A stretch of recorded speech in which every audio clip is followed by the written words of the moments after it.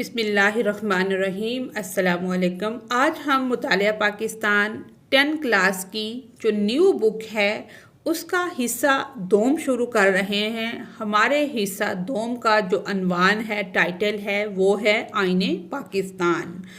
سب سے پہلے ہم دیکھتے ہیں کہ آئین کیا ہوتا ہے۔ آئین ایک ایسا تحریری یا غیر تحریری قانونی دستاویز ہوتا ہے جو کسی ملک کے نظام حکومت، عوام کے حقوق و فرائض اور اداروں کے اختیارات کو واضح کرتا ہے اور یہ بیان کرتا ہے کہ یہ ایک ایسا قانون ہے جس کے تحت باقی تمام قوانین بنائے جاتے ہیں۔ اب ہم دیکھتے ہیں آئین پاکستان۔ آئین پاکستان ایک تحریری دستاویز ہے جو 14 اگست 1973 کو نافذ ہوا۔ اسے 1973 کا آئین بھی کہا جاتا ہے۔ یہ آئین پاکستان کی قومی اسمبلی نے منظور کیا اور یہ پاکستان کی جمہوری اور اسلامی شناخت کو بیان کرتا ہے۔ اس کے جو اہم پوائنٹ ہیں وہ اس میں یہ ہیں بلکہ کہ پاکستان کو اسلامی جمہوریہ اس آئین میں قرار دیا گیا۔ اس سے پہلے پاکستان کو بے آئین سرزمین کہا جاتا تھا۔ عوام کو بنیادی حقوق اس میں فراہم کیے گئے، جس طرح سے آزادی اظہار، مذہبی آزادی، تعلیم اور مساوات، اور یہ حکومت کے 3 بڑے اداروں کو بھی واضح کرتا ہے، جیسے مقننہ ہے جس کو ہم پارلیمنٹ کہتے ہیں، عدلیہ جو ہماری عدالتیں ہیں، اور انتظامیہ وزیر اعظم اور صدر، وزیر اعظم، عدالتوں اور اسمبلیوں کے اختیارات کی وضاحت کرتا ہے، اور کچھ اس کے اندر وفاقی نظام حکومت قائم کرنا اور جس میں صوبوں کو بھی اختیارات دیے گئے۔ اس طرح سے اس کی تمام دفعات جو ہیں وہ لکھی ہوئی ہیں۔ یہ باب سوم ہے آئین سازی، کہ آئین بنتا کیسے ہے، یہ بنایا کیسے جاتا ہے، اس کی منظوری کیسے ہوتی ہے، اس پہ عمل کیسے ہوتا ہے، اس میں کون کون سی دفعات شامل ہوتی ہیں۔ آئین سازی یہ ہمارا آج کا جو سبق ہے اس کا عنوان ہے۔ آج کی اس ویڈیو میں ہم کچھ اس کی بنیادی چیزوں کو سمجھیں گے اور اس کی مشق کی طرف آ جاتے ہیں۔ پھر تو اس میں پہلا سوال اور دوسرا سوال شارٹ کویسچن اور جو MCQs ٹائپ کویسچن آنسرز ہیں اس کو اس ویڈیو میں ہم سولو کریں گے۔ یہ کچھ اس کا تاریخی پس منظر دیا گیا ہے کہ جب پاکستان بنا تو اس کو کون کون سے سنگین قسم کے چیلنجز درپیش تھے، جس کی وجہ سے جو 2 آئین بنے لیکن وہ کوئی اتنے اچھے نہیں تھے۔ جو 1973 کا آئین بنا، اس میں پاکستان کو اسلامی جمہوریہ پاکستان کا نام دیا گیا اور یہی آئین ہمارا اس وقت بھی نافذ العمل ہے۔ یہاں سے اس کی مشق شروع ہو رہی ہے۔ مشقی سوالات۔ درج ذیل سوالات کے جوابات الف، ب، ج یا د میں سے منتخب کر کے دیں۔ سوال نمبر 1، پہلا سوال ہے بلوچستان، قبائلی علاقہ جات، بہاولپور اور خیرپور جیسے علاقوں کے نمائندوں کی شمولیت نے پاکستان کی دستور ساز اسمبلی پر کیا اثر ڈالا؟ تو اس کا صحیح جواب ہے الف۔ اس سے آئین سازی کا عمل زیادہ جامع اور نمائندہ بنا۔ سوال نمبر 2 ہے پاکستان کی آئینی تاریخ میں قرارداد مقاصد کی کیا اہمیت ہے، یا قرارداد مقاصد کی اہمیت کیا ہے؟ اب ہم نے دیکھنا کہ قرارداد مقاصد جو ہے یہ کیا ہے۔ قرارداد یہ مقاصد جو ہے یہ 12 مارچ 1949 کو منظور کی گئی تھی، یعنی کہ یہ پاکستان کی پہلی آئین ساز اسمبلی نے منظور کی۔ یہ قرارداد پاکستان کے آئندہ آئین کے لیے بنیادی رہنمائی فراہم کرتی ہے۔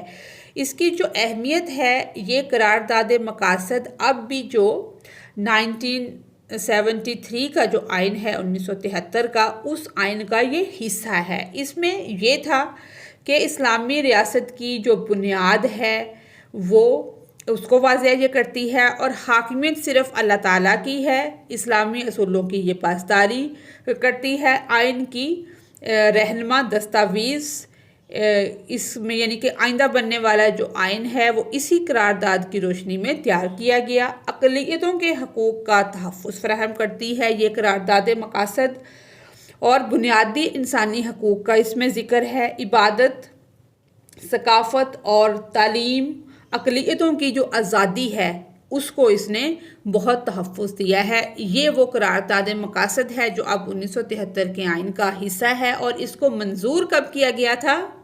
12 مارچ 1949 میں۔ تو اس کا جو صحیح جواب ہے، پاکستان کے مستقبل کے آئین کے لیے بنیادی اصول وضع کیے اس قرارداد مقاصد نے۔ سوال نمبر 3 ہے، کون سی دستاویز پاکستان کے دساتیر میں دیباچے کے طور پر شامل ہے؟ اب ہم دیکھتے ہیں کہ دیباچہ کیا ہوتا ہے۔ دیباچہ ہوتا ہے کہ کسی کتاب، قانون یا دستاویز کا ابتدائی حصہ جس میں بتایا جاتا ہے کہ یہ تحریر جو ہے یہ کیوں لکھی گئی اور اس کا کیا مقصد ہے اور اس کے بنیادی اصول کیا ہیں۔ تو اس کا صحیح جواب ہے قرارداد مقاصد۔ سوال نمبر 4 ہے، پاکستان کی دوسری دستور ساز اسمبلی کیسے تشکیل دی گئی؟ تو اس کا صحیح جواب ہے مشرقی اور مغربی پاکستان کی صوبائی قانون ساز اسمبلیوں کے ذریعے۔ سوال نمبر 5 ہے، اپنی تحلیل سے پہلے آئین ساز اسمبلی نے بوگرا فارمولے پر کس طرح کا رد عمل ظاہر کیا؟ اب ہم نے دیکھنا ہے کہ یہ بوگرا فارمولا یہ کیا ہے۔ یہ نام ہے وزیر اعظم محمد علی بوگرا نے 1973 میں یعنی کہ 1953 میں بوگرا فارمولا پیش کیا۔ یہ فارمولا اس وقت کے سیاسی بحران اور مشرقی و مغربی پاکستان کے درمیان اختلافات کو ختم کرنے کی ایک کوشش تھی، تاکہ ایک متوازن آئینی نظام بنایا جا سکے، کیونکہ جو مغربی اور مشرقی پاکستان والا مسئلہ تھا کہ جو بنگلہ دیش ہے وہ کہتے تھے ہماری زبان کو، بنگالی کو قومی حیثیت حاصل ہو، اور مغربی پاکستان والے اپنی اردو کو آگے لے کر آ رہے تھے۔ تو اس طرح سے یہ فارمولا آیا کہ جو بھی مسائل ہیں اس کا یعنی کہ حل نکالا جائے تاکہ کوئی تفریق نہ ہو، لیکن پھر بھی مسائل بڑھتے گئے اور آخرکار مشرقی پاکستان جو ہے وہ علیحدہ ہو گیا۔ یعنی کہ اس فارمولے کا کس طرح کا رد عمل ظاہر کیا؟ مباحثوں اور ترمیم کے بعد فارمولے کو ممکنہ حل کے طور پر قبول کر لیا۔ صحیح جواب اس کا یہ ہے۔ سوال نمبر 6 ہے، گورنر جنرل غلام محمد نے 1954 میں پہلی دستور ساز اسمبلی کیوں تحلیل کی؟ یعنی کہ جو اس وقت کے گورنر تھے غلام محمد، انہوں نے جو پہلی دستور ساز اسمبلی تھی وہ کیوں ختم کی، کیوں تحلیل کی؟ کیونکہ وہ کئی سالوں بعد بھی آئین تیار کرنے میں ناکام رہی، اس ناکامی کی وجہ سے انہوں نے یہ اسمبلی تحلیل کی۔ سوال نمبر 7 ہے، پاکستان میں آئین سازی کے عمل میں مندرجہ ذیل تمام بڑے چیلنجز شامل تھے سوائے، یہ اس کا صحیح جواب ہے، ایک مضبوط صدارتی نظام کا نفاذ۔ اس کے علاوہ بہت بڑے بڑے چیلنجز شامل تھے۔ سوال نمبر 8 ہے، 1962 کے آئین کے تحت قومی اسمبلی کے اراکین کیسے منتخب کیے گئے؟ تو اس کا جواب ہے بنیادی جمہوریت کے ذریعے۔ اس کا صحیح جواب ہے بنیادی جمہوریت کے ذریعے بالواسطہ انتخابات، یعنی کہ بالواسطہ کا مطلب ہوتا ہے کہ ڈائریکٹ نہیں، کسی چیز کو براہ راست نہیں، بلکہ کسی ذریعے یا واسطے سے حاصل کرنا یا بیان کرنا۔ نیکسٹ 9 نمبر ہے، 9واں سوال ہے ہمارا، 1962 کے آئین میں متعارف کرائے گئے انتخابی نظام پر ایک اہم تنقید کیا تھی؟ کہ اس کے اوپر جو تنقید کی گئی تھی جو کہ بہت اہم تھی وہ کیا تھی؟ کہ اقلیتوں کی نمائندگی کی کمی، کہ یہ جو اقلیتیں مینورٹیز پاکستان میں آباد ہیں ان کی نمائندگی اتنی اچھی طرح سے نہیں کرتا تھا، تو یہ ایک اہم اس میں کمی تھی۔ سوال نمبر 10 ہے، 1973 کے آئین کے تحت قوانین کو اسلامی تعلیمات کے مطابق یقینی بنانے کا اختیار کس کے پاس ہے؟ تو اس کا صحیح جواب ہے اسلامی نظریاتی کونسل۔ نیکسٹ ہمارا سوال ہے سوال نمبر 2، درج ذیل سوالات کے مختصر جواب تحریر کریں۔ یہ 8 سوال ہیں جن کے ہم نے مختصر جواب دینے ہیں۔ سوال نمبر 1، پہلا سوال ہے، قرارداد مقاصد کی پاکستان کے دساتیر کی تشکیل میں کیا اہمیت ہے؟ اس میں ایک لفظ آیا ہے ہمارے سوال کے اندر، دساتیر، یعنی کہ دساتیر ہے دستور کی جمع۔ اس کا مطلب یہ ہوتا ہے کہ دستور ایک ایسا قانون یا ضابطہ ہوتا ہے جو کسی ملک، قوم یا ادارے کے اصول، قوانین اور نظام کو بیان کرتا ہے اور عوام اور حکومت کے درمیان رابطہ فراہم کرتا ہے۔ اس کو کہتے ہیں دساتیر، یہ دستور کی جمع ہے۔ اس کا جواب ہے قرارداد مقاصد پاکستان کے دساتیر کی تشکیل میں ایک بنیادی اور رہنما حیثیت رکھتی ہے۔ یہ قرارداد 12 مارچ 1949 کو پاکستان کی دستور ساز اسمبلی نے منظور کی، جس میں واضح کیا گیا کہ پاکستان میں حاکمیت اعلیٰ اللہ تعالیٰ کی ہے اور ریاست کا نظام عوام کے منتخب نمائندوں کے ذریعے اللہ کی مقرر کردہ حدود کے مطابق چلایا جائے گا۔ قرارداد نے واضح طور پر یہ اصول طے کیے کہ پاکستان کا آئندہ آئین اسلامی اصولوں پر مبنی ہوگا، جس میں مسلمانوں کو اپنی زندگی انفرادی اور اجتماعی طور پر قرآن و سنت کے مطابق گزارنے کی آزادی حاصل ہوگی۔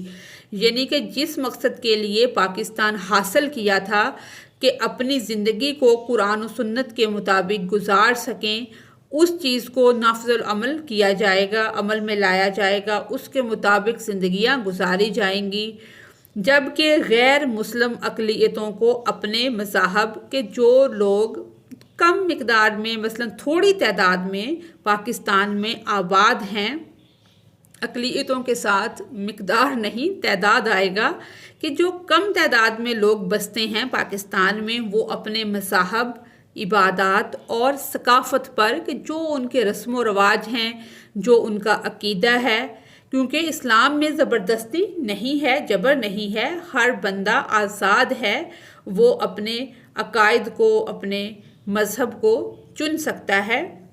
ثقافت پر عمل کرنے کی مکمل آزادی دی جائے گی۔ اس قرارداد نے اسلامی ریاست کے خط و خال متعین کیے اور بعد میں آنے والے تمام دساتیر 1956 اور 1962، یہ 2 آئین تھے جو 1973 کے آئین سے پہلے بنائے گئے تھے، لیکن پھر ان کو ختم کر دیا گیا اور 1973 کا جو آئین بنا اس میں پاکستان کو اسلامی جمہوریہ پاکستان کا نام دیا گیا، اور وہی آئین جو ہے وہ اب تک چل رہا ہے۔ اور 1973 میں دیباچے کے طور پر شامل کی گئی، یوں یہ پاکستان کی آئینی تاریخ کا سنگ میل بن گئی۔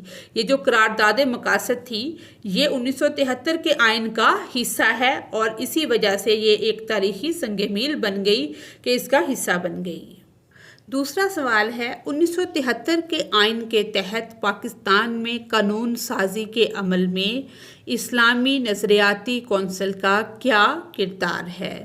تو اس کا جواب ہے 1973 کے آئین کے تحت اسلامی نظریاتی کونسل کا کردار یہ ہے کہ یہ پارلیمنٹ اور حکومت کو مشورہ دیتی ہے کہ موجودہ قوانین کو اسلامی تعلیمات کے مطابق کیسے بنایا جائے اور نئے قوانین قرآن و سنت کے مطابق ہونے چاہیے یا نہیں۔ یہ ایک مشاورتی ادارہ ہے، یعنی کہ جس سے مشورہ کیا جاتا ہے، جو مشورہ دیتا ہے، جو قانون سازی کو اسلامی اصولوں کے مطابق ڈھالنے میں رہنمائی فراہم کرتا ہے۔ نیکسٹ کویسچن ہے سوال نمبر 3۔ پاکستان نے آزادی کے بعد یعنی کہ آزاد ہونے کے بعد گورنمنٹ آف انڈیا ایکٹ 1935 کو عبوری آئین کے طور پر کیوں اپنایا؟ کیونکہ پاکستان کا اپنا آئین بنا نہیں تھا اور بہت زیادہ مشکلات تھی، پاکستان کے اندر طرح طرح کے مسائل تھے، تو کافی دیر تک یہ جو 1935 کا انڈیا میں جو ایکٹ بنا ہوا تھا آئین وہی چلتا رہا۔ تو اس کا جواب ہے پاکستان نے آزادی کے بعد گورنمنٹ آف انڈیا ایکٹ 1935 کو عبوری آئین کے طور پر اس لیے اپنایا کیونکہ قیام پاکستان کے فوری بعد کوئی باقاعدہ آئین موجود نہیں تھا اور نئے ملک کو چلانے کے لیے، کیونکہ پاکستان جو تھا وہ نیا آزاد ہوا تھا، اس کو چلانے کے لیے فوری طور پر ایک قانونی ڈھانچے کی ضرورت تھی۔ گورنمنٹ آف انڈیا ایکٹ 1935 پہلے سے نافذ العمل اور تفصیلی قانونی دستاویز تھی، جسے چند ترامیم کے ساتھ عبوری آئین کے طور پر استعمال کیا گیا تاکہ ریاستی معاملات کو منظم طریقے سے چلایا جا سکے، تاکہ پاکستان یعنی کہ وہ آئین ہم استعمال کرتے رہے جتنی دیر ہمارا آئین نہیں بنا، کہ اتنی دیر ہم کوشش کرتے ہیں اپنا آئین بنا لیتے ہیں، لیکن ایک ڈھانچہ ہمارے پاس، ایک سٹرکچر ہو جس سے ملک کا نظام بہتر طور پر چل سکے، جب تک کہ پاکستان کا مستقل آئین تشکیل نہ پا جائے۔ سوال نمبر 4 ہے، قائد اعظم کی وفات نے پاکستان میں آئین سازی کے عمل کو کیسے متاثر کیا؟ اس کا جواب ہے قائد اعظم محمد علی جناح کی وفات نے پاکستان میں آئین سازی کے عمل کو گہرے طور پر متاثر کیا، یعنی کہ بہت گہرا اثر ڈالا قائد اعظم محمد علی جناح رحمۃ اللہ علیہ کی وفات نے۔ وہ نہ صرف پاکستان کے بانی تھے کہ نہ صرف انہوں نے پاکستان بنایا تھا، بلکہ ایک مدبر رہنما، کہ ایک ایسا رہنما جو کہ بہت عقل مند ہوتا ہے، باتدبیر ہوتا ہے، رہنما کی حیثیت سے قوم کی رہنمائی کر رہے تھے۔ ان کی موجودگی آئینی سمت، اتحاد اور فیصلوں میں توازن کی ضمانت تھی۔ ان کی وفات کے بعد قیادت کا فقدان پیدا ہوا کہ جو لوگ قیادت کر رہے تھے ان میں اس لیول کی جو صلاحیتیں نہیں تھی، جس سے سیاسی عدم استحکام، باہمی اختلافات اور آئین سازی میں تاخیر پیدا ہوئی۔ نئے رہنماؤں کے درمیان نظریاتی اور علاقائی اختلافات بڑھ گئے اور آئینی عمل سست روی کا شکار ہو گیا۔ یوں قائد اعظم کی وفات نے آئین سازی کے عمل کو کمزور قیادت، عدم اتفاق اور سست پیش رفت کا سامنا کرنے پر مجبور کر دیا۔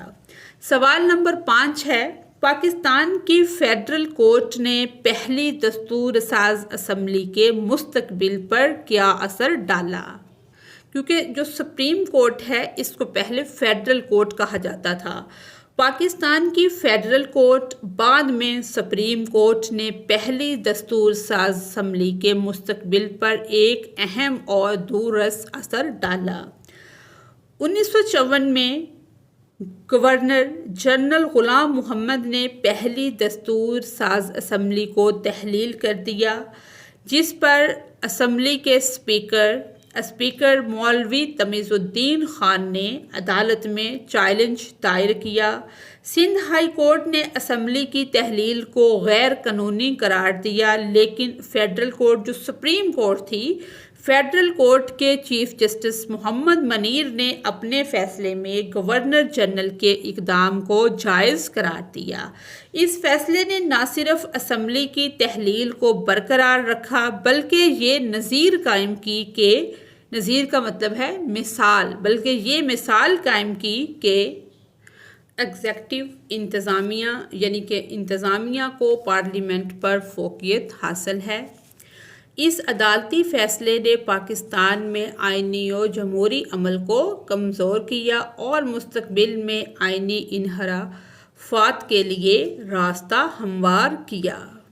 سوال نمبر 6 ہے، 1956 کے آئین کے تحت قائم کردہ پارلیمانی نظام کا موجودہ حکومتی ڈھانچے سے موازنہ کریں۔ اب اس میں ہے پارلیمانی نظام۔ پارلیمانی نظام کیا ہوتا ہے کہ ملک کا جو اصل اقتدار ہے، یعنی کہ حقیقی طاقت ہے، وہ عوام کے منتخب نمائندوں پر مشتمل پارلیمنٹ کے پاس اس کے جو اختیارات ہوتے ہیں۔ اب اس کو ہم دیکھتے ہیں کہ 1956 کے آئین کے تحت قائم کردہ پارلیمانی نظام اور موجودہ 1973 کے آئین کے تحت حکومتی ڈھانچے کا موازنہ، یعنی کہ یہ والی چیزیں ہیں۔ پہلو اس کے کیا ہیں؟ نظام حکومت ہے، صدر کا کردار ہے، وزیر اعظم کے پاس کون کون سے اختیارات ہوں گے، پارلیمان کیا کرے گی، اسلامی دفعات کون سی اس میں شامل ہوں گی، عدلیہ کا کردار کیا ہو سکتا ہے، اور اختیارات کی تقسیم کیسے ہوگی۔ سب سے پہلے ہے نظام حکومت پارلیمانی، پہلے بھی تھا اور اب بھی ہے۔ صدر کا جو کردار ہے رسمی براہ راست، یعنی کہ رسمی سربراہ راست منتخب ہونا، لیکن اختیارات محدود تھے، کہ اختیارات جو تھے وہ اس میں کم تھے صدر کے پاس، لیکن جو یہ منتخب ہوتا تھا تو یہ براہ راست منتخب ہوتا تھا۔ اور جو اب 1973 کا آئین ہے اس میں ہے رسمی سربراہ ریاست، یعنی کہ رسمی سربراہ ریاست، یہ بھی سیم ہے اور یہ بھی سیم ہے۔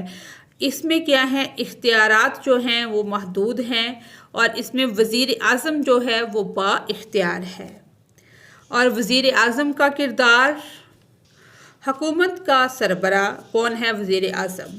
اصل اختیارات وزیر اعظم کے پاس، حکومت کا سربراہ، تمام انتظامی اختیارات وزیر اعظم کو حاصل۔ اب کا جو آئین ہے اس میں یہ ہیں، پہلے یہ تھے۔ پارلیمان ایک ایوانی صرف قومی اسمبلی، اس میں ہے 2 ایوانی قومی اسمبلی، اور اس میں سینٹ بھی شامل ہے۔ اسلامی دفعات، اسلامی جمہوریہ پاکستان کا اعلان، شریعت کے مطابق قانون سازی کی شک شامل۔ اسلامی دفعات زیادہ مضبوط، اسلامی نظریاتی کونسل فعال، تمام قوانین کو اسلام کے مطابق بنانا لازم۔ اب کا جو موجودہ نظام ہے اس میں عدلیہ، جو عدالتیں ہیں آزاد مگر ایگزیکٹو، یعنی کہ انتظامیہ کے اثر میں آ سکتی تھیں اس وقت جو 1956 کا آئین تھا اس کے تحت، لیکن آج کل اب جو ہے آزاد عدلیہ کہ عدالتیں جو ہیں وہ آزاد ہیں، آئینی طور پر مضبوط، از خود نوٹس کا اختیار موجود ہے۔ اختیارات کی تقسیم، مرکز کو زیادہ اختیارات حاصل تھے، یہ پہلے جو تھا نظام اس میں مرکز کو زیادہ اختیارات حاصل تھے۔ اب جو ہے صوبوں کو زیادہ خود مختاری حاصل ہے۔ 18ویں ترمیم کے بعد مزید اختیارات دیے گئے۔ یہ یہاں تک جواب ہے ہمارا۔ اگلا سوال ہے سوال نمبر 7۔ 1962 کے آئین کے تحت متعارف کرائے گئے بنیادی جمہوریت کے نظام کا پاکستان کے سیاسی منظرنامے پر کیا اثر پڑا؟ اب ہم دیکھتے ہیں کہ کیا اثر پڑا ہے اس پر۔ 1962 کے آئین کے تحت متعارف کرائے گئے بنیادی جمہوریت کے نظام نے پاکستان میں سیاسی جماعتوں کی طاقت کو کمزور کیا اور ایوب خان کی حکومت کو مستحکم کیا۔ اس نظام کے تحت عوامی نمائندگی بالواسطہ انتخابات کے ذریعے ہوتی تھی، جس سے مقامی سطح پر شمولیت محدود ہو گئی اور سیاسی عمل پیچیدہ ہو گیا۔ اس کا مقصد ایوب خان کی حکومت کو زیادہ طاقتور بنانا تھا، زیادہ مضبوط کرنا تھا، جس سے جمہوریت کی روح متاثر ہوئی۔ سوال نمبر 8 ہے۔ 1962 کے آئین کی منسوخی کی اہم وجوہات کیا تھی کہ جو 1962 کا آئین تھا وہ کیوں منسوخ کر دیا گیا؟ تو اس کا جواب ہے 1962 کے آئین کی ناکامی کی وجوہات۔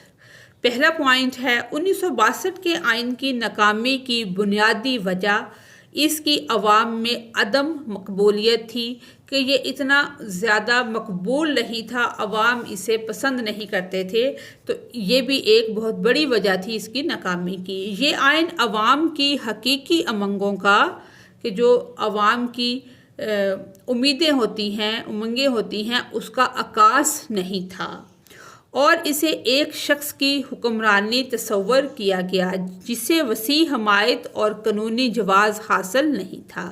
دوسرے نمبر پر ہے 1962 کا آئین فوجی حکومت کے تحت تشکیل پایا تھا کہ جب کیا تھی، فوجی حکومت تھی جس میں وسیع تر اتفاق رائے شامل نہیں تھا۔ مختلف فریقین کے مختلف جو فریق تھے ان کی شمولیت کے بغیر تیار کیے گئے آئین کی قانونی حیثیت کمزور ہو گئی، جو اس کی ناکامی کا ایک سبب بنی۔ ایک وجہ یعنی کہ یہ تھی کہ اس کی جو تیاری میں زیادہ فریق جو شامل نہیں کیے گئے تھے کہ ایک شخص نے اس کو بس دیکھا اور بنا لیا۔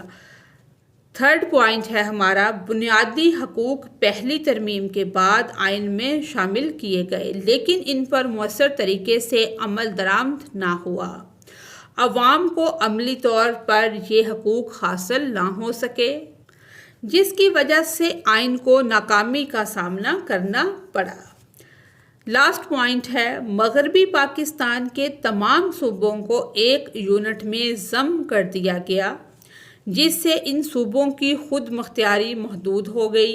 یہ اقدام آئین کی ناکامی کا ایک سبب بنا، یعنی کہ یہ بھی ایک بڑا سبب تھا کہ تمام صوبے جو تھے مغربی پاکستان کے موجودہ جو ملک ہے بنگلہ دیش، اس کے ان تمام صوبوں کو ایک یونٹ میں ضم کیا گیا، اور ان کی خود مختاری جب کم ہوئی تو یہ بھی ایک بہت بڑی وجہ بنی کہ یہ آئین جو ہے 1962 کا یہ ناکام ہو گیا۔ اسی کے ساتھ ہی ہماری ویڈیو بھی مکمل ہو گئی۔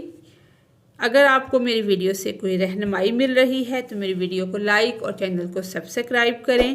جو اس کے تفصیلی سوالات ہیں، سوالات و جوابات، وہ ہم نیکسٹ ویڈیو میں کریں گے انشاءاللہ۔ Thanks for watching us.